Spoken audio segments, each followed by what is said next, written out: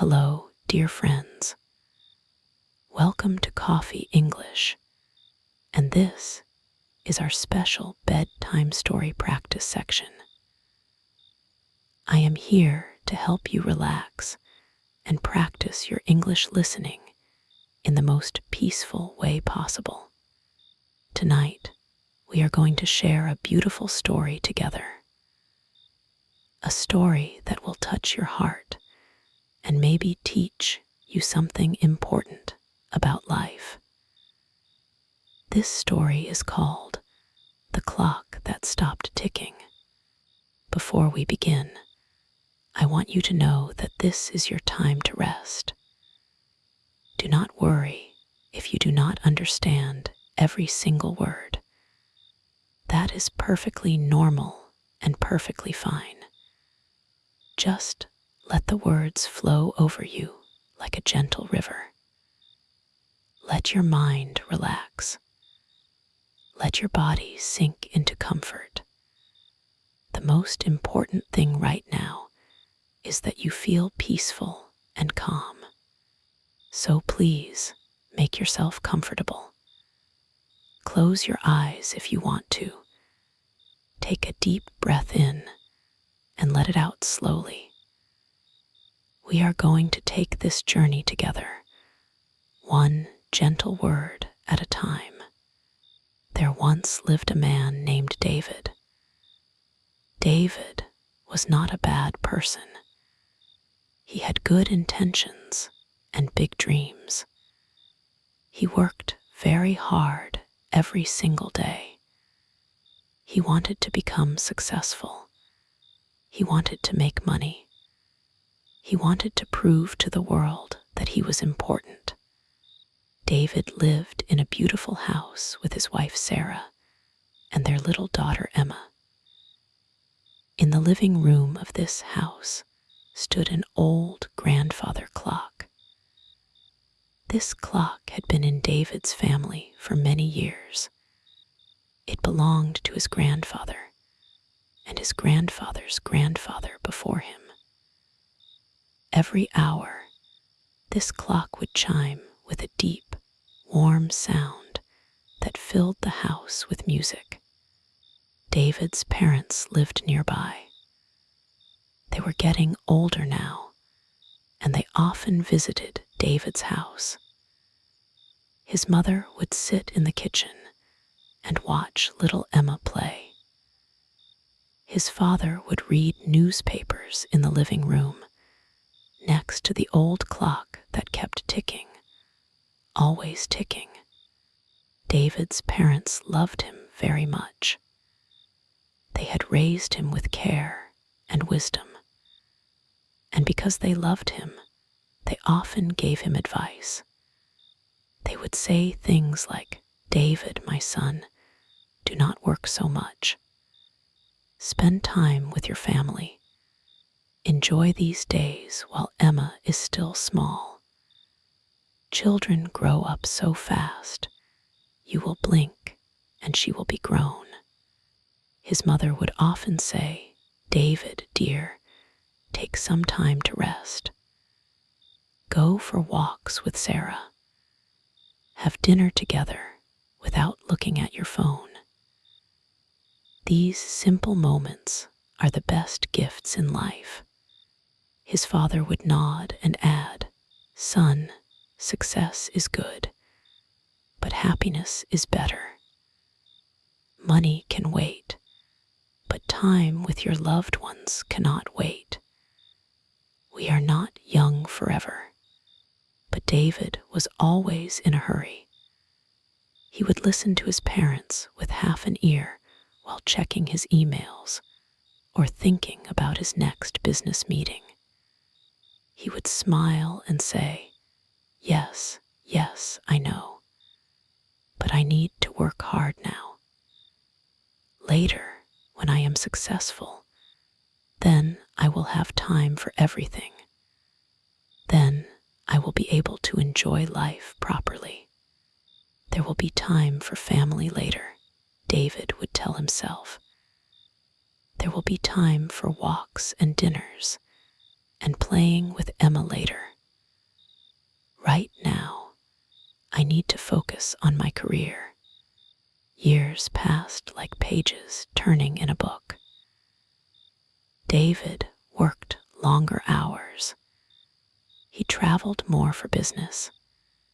He missed Emma's first steps because he was in a meeting. He missed her first words because he was on a business trip. He came home late when she was already asleep, and he left early in the morning before she woke up. Sarah tried to talk to him too. "David," she would say softly, "Emma asks for you every day. She wants to play with Daddy. She misses you." But David would kiss Sarah quickly and say, "Soon, my love. When this project is finished, when this deal is done, then we will have all the time in the world." The old grandfather clock in the living room kept ticking. Tick, tock, tick, tock. It marked the hours that David spent at the office. It marked the evenings when Emma waited for Daddy to come home. It marked the nights when Sarah fell asleep alone. David's parents kept visiting, but less often now. His mother moved more slowly. His father needed glasses to read the newspaper.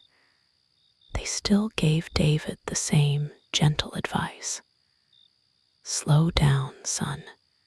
Enjoy what you have right now. Today is the only day we can be sure of." But David was busier than ever. He had meetings and deadlines and goals to reach. "I will listen to them later," he thought.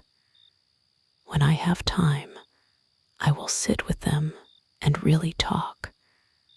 But not today. Today I am too busy." One autumn evening, David came home very late. The house was quiet. Sarah was already sleeping. Emma was in her bed, dreaming her little girl dreams. David walked into the living room, and he noticed something strange. The old grandfather clock was silent. For the first time in many, many years, it had stopped ticking. David walked closer to the clock. Its hands pointed to 11:15, but David knew it was much later than that. The clock that had kept time for his grandfather and his grandfather's grandfather had finally stopped working. David touched the wooden case gently. It felt cold under his fingers. At that moment, something happened inside David's heart. He looked around the quiet living room and suddenly realized how much time had passed. Emma was no longer a baby. She was 8 years old now. When had that happened? When had she learned to read? When had she lost her first tooth? David sat down in the chair where his father used to read the newspaper. But his father had not been coming to visit as often lately. Why? David tried to remember the last time he had really talked to his parents, really sat down and listened to them. He could not remember. He thought about Sarah, sleeping alone upstairs. When was the last time they had talked about something other than schedules and bills and Emma's school activities? When was the last time they had laughed together? The silence in the room felt heavy. Without the gentle ticking of the old clock, David could hear his own heartbeat. And in that silence, he finally heard what what his parents had been trying to tell him all these years. The next morning, David did something he had not done in years. He did not go to work early. Instead, he made breakfast for Emma and Sarah. Emma looked surprised and happy. "Daddy, you are here," she said with a big smile. "Yes, sweetheart," David said, and his voice was different somehow. Softer. "I am here." After breakfast, David called his parents. "Mom, Dad," he said, "I want to come visit you today. I want to sit with you and just talk." His mother's voice on the phone sounded so happy. "Oh, David, we would love that so much." But when David arrived at his parents' house, he received news that broke his heart. His father had been sick for months. His mother had been taking care of him alone. They had not wanted to worry David because they knew how busy he was with work. "We kept hoping you would have time to visit," his mother said quietly. "We wanted to tell you, but you were always rushing somewhere." David felt as if the world had stopped spinning. All those times, his parents had asked him to slow down, to spend time with family. They had been trying to tell him something important. They had been trying to give him the gift of presence, the gift of now, because they knew that now was all anyone really had. David spent the next few weeks taking care of his father and being with his family. He took time off work. He played with Emma every evening. He had long dinners with Sarah where they talked and laughed like they used to years ago. His father got better, thankfully, but David learned something that changed his life forever. He learned that his parents had been right all along. The advice they had given him was not just words. It was wisdom born from experience. It was love trying to protect him from making the biggest mistake of all, the mistake of letting life pass by without really living it. David fixed the old grandfather clock. A repairman came and made it tick again. But David knew that some time could never be brought back.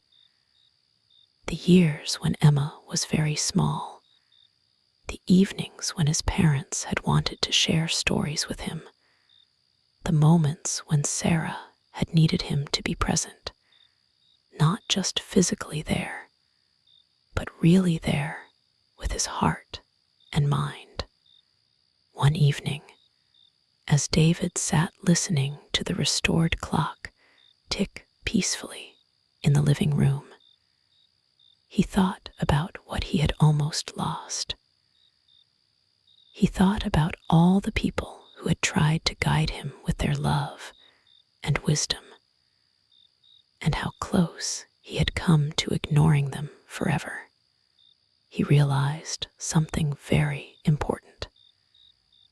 In 10 years, he would give anything to have his body back as it was today. He would give anything to have the health he had right now. He would give anything to have his parents as strong as they were today. He would give anything to see Emma as the child she was right now, not the grown woman she would become. The people who love us, David understood, are not trying to stop us when they give us advice. They are trying to give us the most important gift of all, the wisdom to enjoy what we have while we have it. Every day now, when David feels stressed or worried, he remembers the night when the clock stopped ticking. He remembers that time is not something we can save for later. Time is something we must spend wisely today. And so, dear friends, as you listen to this story tonight, remember David's lesson. The people who love you, the people who want good things for you, when they tell you to rest, to enjoy, to slow down, they are sharing something special with you. They are sharing the wisdom that comes from understanding how quickly life moves and how beautiful it is when we take time to really see it. Tomorrow, when you wake up, remember that you have today. You have your health as it is right now. You have your loved ones as they are right now. You have opportunities and possibilities that are here right now. In 10 years, you would give everything to have what you have today. So listen to those who love you. Trust their wisdom. Take time to rest. Take time to enjoy. Take time to be present with the people who matter most to you. The clock keeps ticking for all of us, dear friends. Make sure you are listening to its gentle reminder. Now is the time to live. Now is the time to love. Now is the time to be thankful for this beautiful, special, one-time moment that is your life today. Sleep well and dream of all the wonderful todays that are waiting for you to fully embrace them. Good night.